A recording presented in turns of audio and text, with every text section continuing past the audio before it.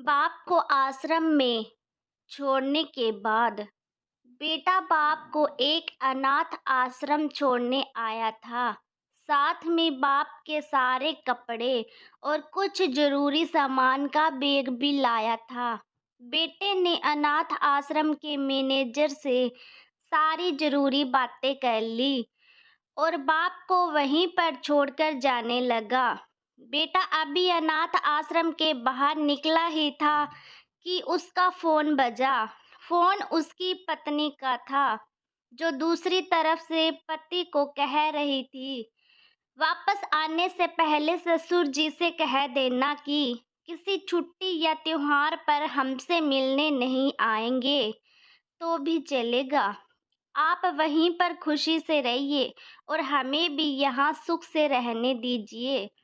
Phone रखकर बेटा वापस अनाथ आश्रम में जाता है। बेटे की नजर अपने बूढ़े पिता पर पड़ती है, जो अनाथ आश्रम के मैनेजर से हंस हंस कर बातें कर रहे थे और काफी खुश भी लग रहे थे।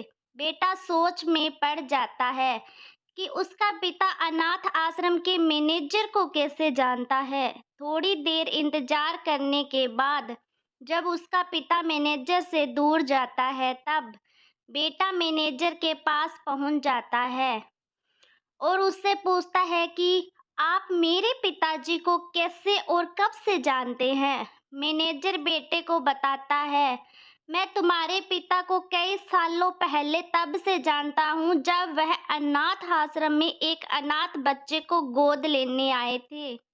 दोस्तों, कुछ समझ में आया? अब आप ही बताइए, सच में अनाथ कौन था? वह बेटा जो अपने बाप द्वारा बिना उसे बताए किए गए इतने बड़े उपकार के बदले में उनके आखिरी समय में इस तरह ठोकर मार रहा था, या वह पिता जिसने एक अनाथ बच्चे को निस्वार्थ भाव से इतना प्यार दिया जितना खुद के बच्चे को दिया जाता है। दोस्तों, अगर आपको हमारी कहानी अच्छी लगी है तो लाइक, शेयर, सब्सक्राइब और कमेंट करना। धन्यवाद।